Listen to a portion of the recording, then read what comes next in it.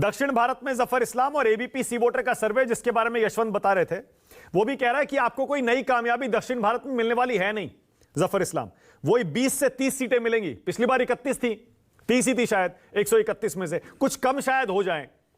ऐसे में अगर आप जो 350 400 के वादे कर रहे हैं, दावे कर रहे हैं, जफर इस्लाम कहां से लाएंगे?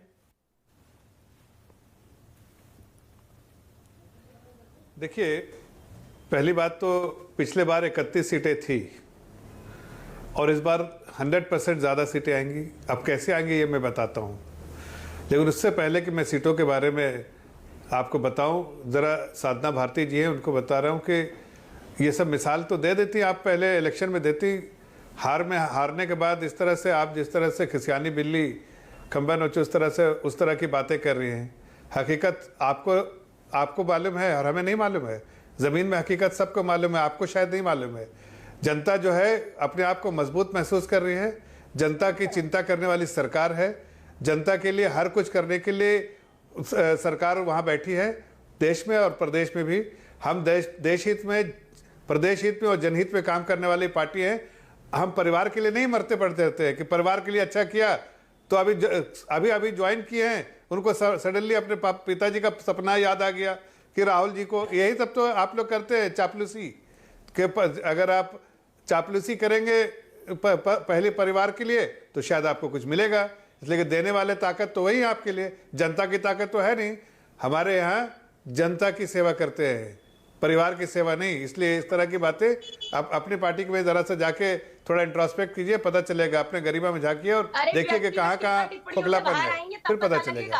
अब बात रही जहाँ सीटों के बारे में, चुपचाप से सुना तो बीच में मत बोलिए। मैंने आपकी सारी बात सुनी थी।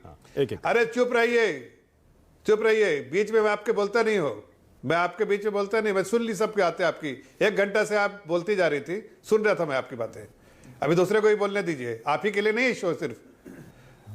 मैं दूसरी बात आपको कह रहा हूं कि जहां तक सीटों की बात है, सीटों की बात बिल्कुल 31 सीटें थी। अब मैं किसी के सर्वे के बारे में कोई टिक्का टिप्पणी नहीं करना चाहता हूं, लेकिन मैं जो हमारे पार्टी का काम चल रहा है उसके बारे में कह सकता हूं।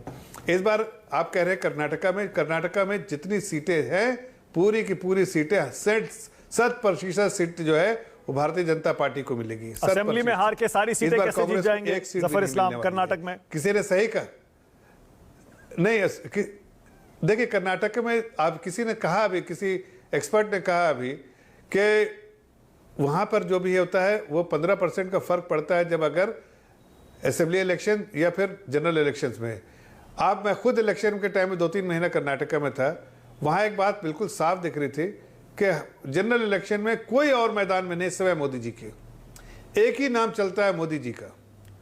तो आदरणीय प्रधानमंत्री जी का नाम है। पूरी सीटें आई हैं, पहले भी रिकॉर्ड हमने बनाया, ये रिकॉर्ड कायम रखें। 1-2 सीटें पिछले बार चली गई थी, इस बार उसको भी ले लेंगे।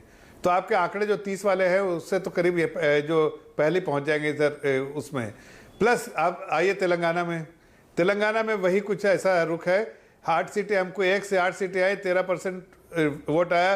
पिछले बार 19% हमको जनरल इलेक्शन में वोट था।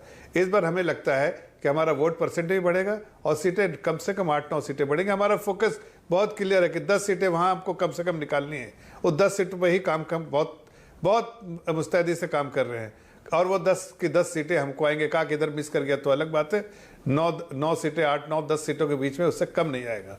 अब बात रही, आप चलिए यहाँ से तमिलनाडु में हमारे अलायंस पार्टनर है, सबकी स्ट्रेंथ साथ में लड़ेंगे और वहां भी हम इस बार कौन से अलायंस पार्टनर है? ज्यादा जो है एआईएडीएम के तो है नहीं, तमिलनाडु में डीएम के दूसरी तरफ है। कौन बचा वहां पर? छोटे नए प्लेयर होंगे, उनके साथ आप क्या कर लेंगे?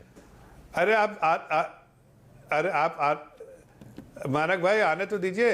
ये जब ट्रायंगुलर फाइट होगी, भारतीय जनता पार्टी वहां भी सीटें बहुत अच्छे लेकर आएगी। और केरला में भी इस बार आप 0 है तमिलनाडु में, कितनी सीटें लाएंगे? रिजल्ट आएगा सीपीआईएम। अरे 0 से क्या हुआ?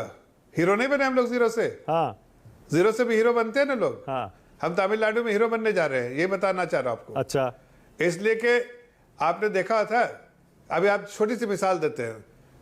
आप दिल्ली का मिसाल देखिए कि केजरीवाल जो है एक बार 67 सीटें लेकर आए थे। 0 ही तो थे, उससे पहले कहाँ लेकर आए थे? तो लेके तो आ सकते हैं ना। जब इम्पैक्ट बना तो आया। अभी इम्पैक्ट हमारा बना है वहाँ तमिलनाडु में, हम लेके आएंगे। हम ये तो नहीं कह रहे कि 100% सीट लेकर आएंगे, हो सकता है अगले इलेक्शन में लेकर आए, लेकिन इस बार अच्छा, कर्नाटक की सारी, तेलंगाना की 10, 38 हमारा हो गई। अनुमान यह है कि मैंने 38 गिन ली, पिछली बार 31 थी, और गिनवाइए।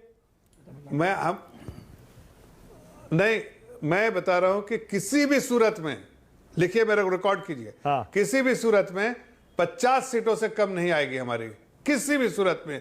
वर्स्ट केस 60-70 आ जाए तो हम सरप्राइज। केरल से कितनी आएंगी बताइए? अगर राहुल गांधी जब वायनाड से लड़ेंगे, दावा है, केरल से बताइए। 15 सीटें पिछली बार कांग्रेस ने ले ली थी वहां पर, 20 में से। अरे भाई, पिछले और आपको एक भी नहीं मिली थी, बताइए इस बार क्या करेंगे? ली थी, इस बार नहीं होगा ऐसा। ठीक है, मैं मानता हूं कि नहीं मिली थी, नहीं मिलने वाली बात क्यों कर दोहरा रहे बार बार? वो तो इतिहास हो गया ना। वर्तमान में आइए, वर्तमान में हम बात कर रहे हैं मानक भाई, कि हमने कहा ना कि आप 50 से कम नहीं आएगी। हो सकता है कि 15 वाली जो कांग्रेस वाले नंबर हमारे लिए आ जाए इस बार, 1-2 ऊपर नीचे। अच्छा, 15 सीटें आप केरल में जीत लेंगे, 15। लेकिन हमारे परफॉर्मेंस बहुत अच्छी परफॉर्मेंस होगी, ये मैं आपको बताना चाह रहा हूं। अच्छा, ओवरऑल जो आप देख रहे हैं ना, इनका सपना जो है वो कि हम किसी तरह बीजेपी को हराएं, हमारा वो सब सपना नहीं है। हमारा एक स्ट्रांग ऑपोजिशन